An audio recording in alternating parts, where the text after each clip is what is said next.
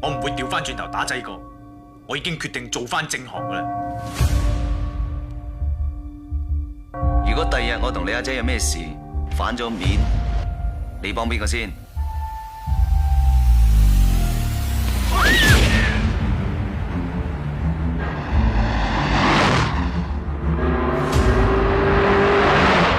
你再唔改啊，呢度冇定你企嘅。好啦，而家搞到個個傷晒，你開心啦？不單止唔改，仲變本加厲。阿勇咁樣出賣我係你大佬啊，唔係你馬仔啊！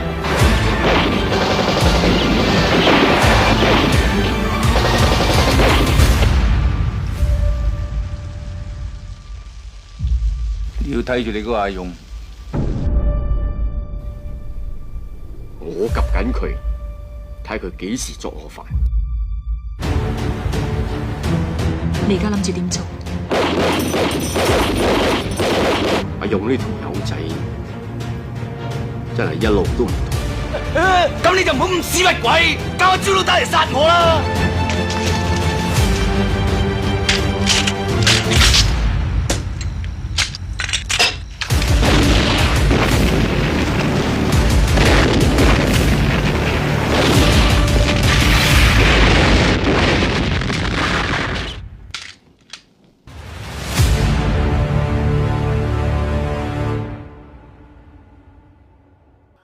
！Hey everybody, it's Sid from Cool Movie Gram, your source for everything about cool movies. Be sure to hit that subscribe button and let me know what you think. Well, today is it's kind of an unboxing and a review of Eureka's release of Rich and Famous and Tragic Hero, both films from Hong Kong, 1987 movies directed by Taylor Wong. And they star Chow Yun-Fat, Lau, Alex Man, Pauline Wong, Karina Lau, Alan Tam and Danny Lee, to name a few. And let's just dig into it.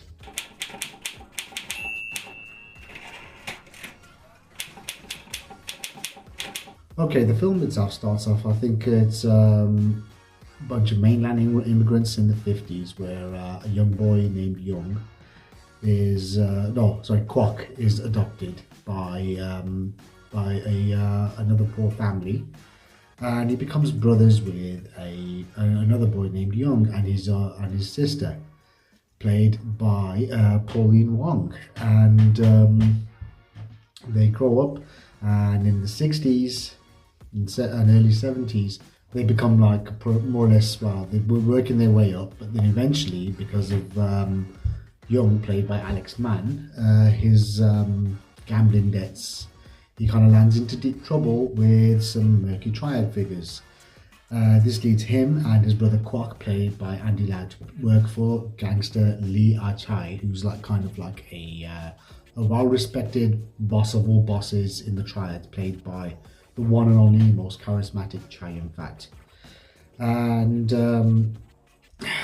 during this whole course, when these two brothers join, Lee Ah-chai himself sees the capability of Kwok, who's actually level-headed, loyal, respectful, and able to stand his ground and think with a more clear conscience, whereas in comparison to his foster brother Young, who tends to be a bit more kind of show-off, and he's just kind of like he's very impulsive and just a bit too eager and a bit too overly ambitious, thinking that this kind of mentality is not really good for that type of life. He's, hell-bent on making enemies quick, just to rise up as quick as he can. But then eventually, as more or less one brother is favoured over the other, this kind of creates a rift between the two brothers, as well as Lee Ah-chai himself. And at the same time, Pauline Wong, who's the sister of these two men, ends up working as a hostess, who ends up then becoming like a housekeeper for Lee Ah-chai. And although she has feelings for him, but he ends up falling for Karina Lau's character, who's actually the cousin of their friend Gutsy Sheng, I think. who's I'm just looking at the notes because I can't remember the name of these characters at the moment. But, Mak Ying Hung, the cousin of him, played by Alan Tam, and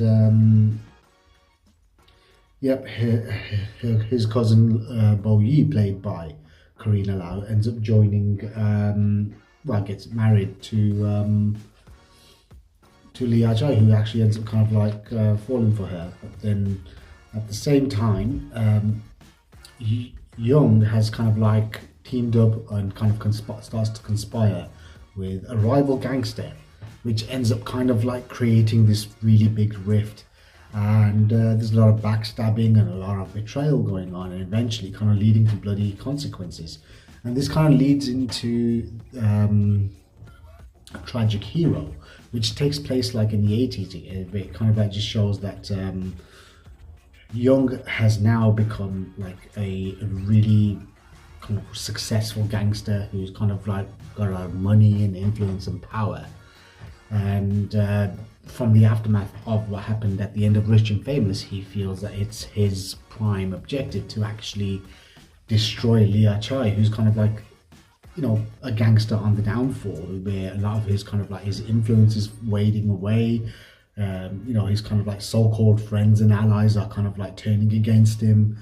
And even Kwok, who had actually kind of was headed to be the leader for you know, the successor to Li Chai's kind of empire, has actually walked away from organized crime and has moved to Malaysia and is now living a quiet life, running a small diner with his new wife and their adopted children. But kind of circumstances and a lot of double crosses and betrayal ends up kind of landing Kwok back into Hong Kong and teaming up with Li Chai, who's kind of like wanted by the cops, but at the same time is also hell-bent on just saving the last few kind of remains of his stability and his life.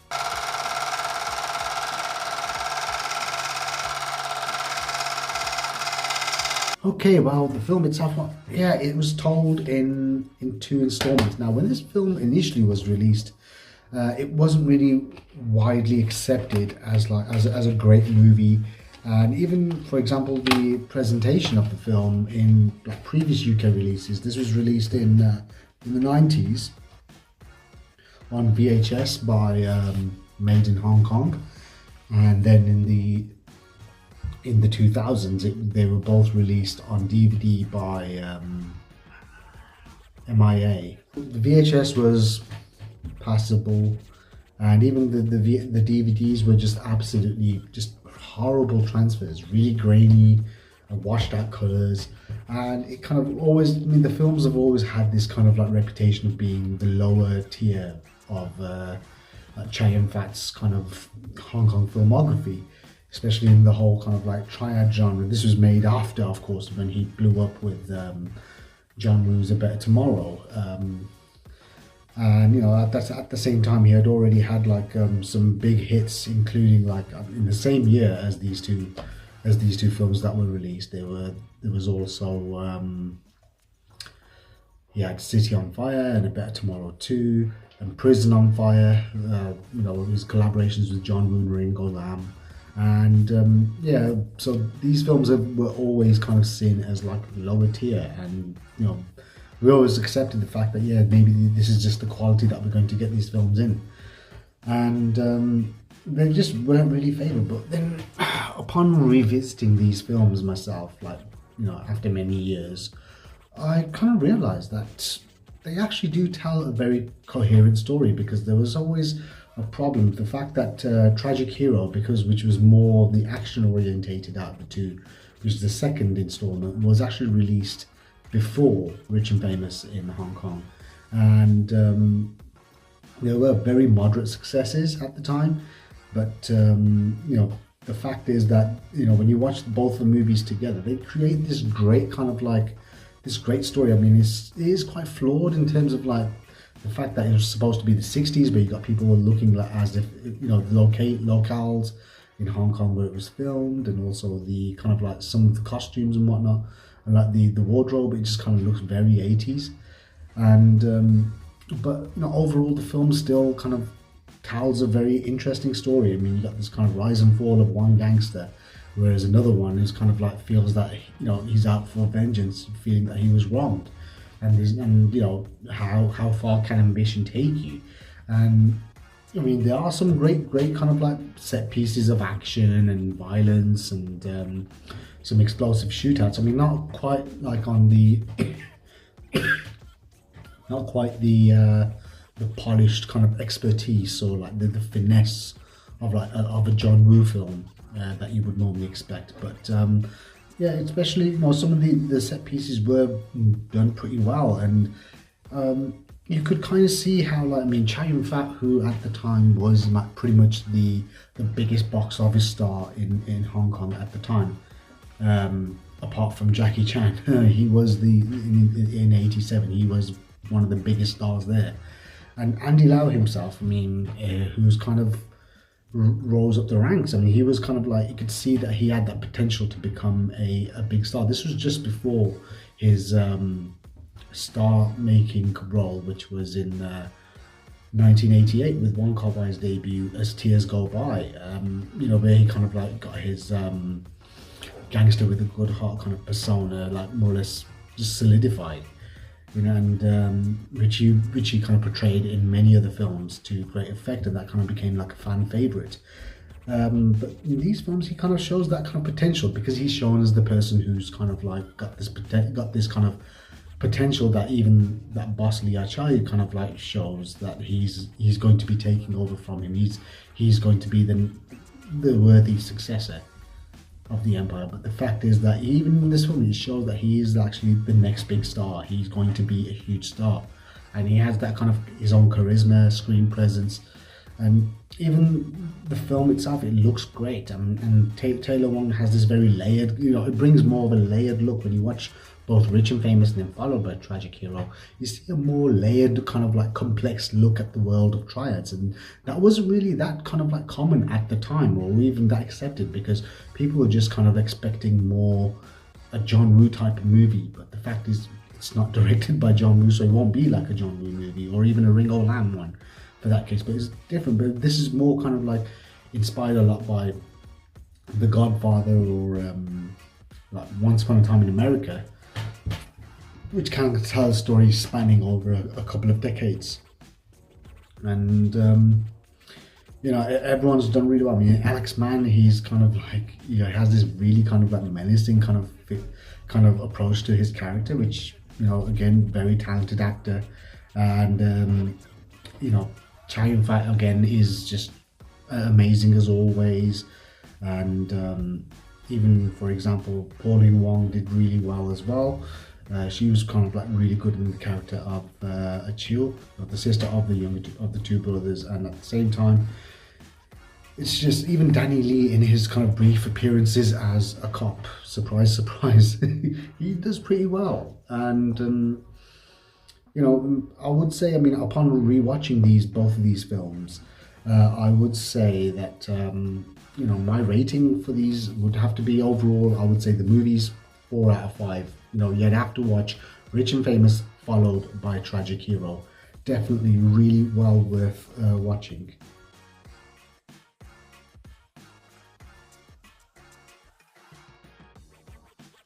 Now the Blu-ray, of course, it comes with, this is the limited edition slipcase version. So you got this kind of cardboard slipcase where the Blu-ray itself comes in, and then of course you've got the both one side Rich and Famous, and the other side Tragic Hero. And inside the the actual disc, you've got the reversible sleeves with what looks like one of them is the Japanese poster for Tragic Hero, and there's the Hong Kong poster, if you could see that clearly. And also it comes with a great booklet, which kind of goes into depth of the films themselves. and yeah, it's really good. James Oliver does a great job. He has like a kind of like goes into depth of the cast, and you know, director Taylor Wong, kind of like what he was kind of aiming for, and you know, it's just kind of yeah, it's a really interesting essay, and at the same time, yeah, you get, I mean, the special features now, the film itself, of course, the limited edition slipcase artwork by Gokaiju, Gregory Sacre, that's how you pronounce it, I don't know. It's 1080p presentations on Blu-ray from new restorations of the original film elements. You got the original Cantonese audio tracks, optional English dubbed audio options, newly translated English subtitles, and there's also a brand new audio commentary track by Asian film expert Frank Zheng, who, you know, does a lot of these commentaries, and he does a great job with them. Once again, I mean, he kind of like breaks down a lot of these things and kind of like explain who is who, and what, you know, what they kind of like, you know, or what the whole kind of like meaning of the scenes and some of these kind of like customs and whatnot, and like just the setup of the movie. Again, he's just full of, he's like an encyclopedia for Hong Kong movies. He just knows anything and everything about these films, which is great. And you got on the Tragic Hero, and also Rich and Famous disc, we have a small documentary by Mike Leader and Arne Venema. It's missing an audio commentary, but you know, this documentary just kind of makes up for it. I mean, the fact is, it's called Dub Masters, which is a documentary featuring interviews with Simon Broad, who's like the voice of Chow Yun-Fat in a lot of his English dub movies. I mean, keynotes being like Hard Boiled, The Killer, A Better Tomorrow, 2, Once a Thief, and even like Rich and Famous and Tragic Hero. He's kind of, you know, also Russell Waite, who did the voices on Tokyo Godfathers, the anime, and you know, that's such a great kind of like a documentary which kind of goes into depths of like, for example, how they used to work as like dubbing artists, and how they got into becoming voice actors, and how like they even met people like, for example, Chow Yun-Fat used to actually meet with Simon Broad, and of course, like, you know, how some, you know, there was so many different kind of like types of like studios. Some of them makeshift setup ones in shanty towns, or some that actually were actual studios. And on top of that, there's also on the other Tragic Hero disc, there's also a Heroes and Villains, Johnny Maxwell, an interview with scriptwriter Manfred Wong, who kind of explains how he kind of like started working with Taylor Wong, and eventually kind of how he kind of worked his way up and eventually formed the company Bob Film Partners, which is when he started writing on the Young and Dangerous movies. And you know, and also A Race for the Heroes, which is an interview with Michael Mack. You know, again, these are like archival interviews. There's the trailers, and yeah, so, you know, again, a very kind of like jam-packed release with some great special bonus features from Eureka.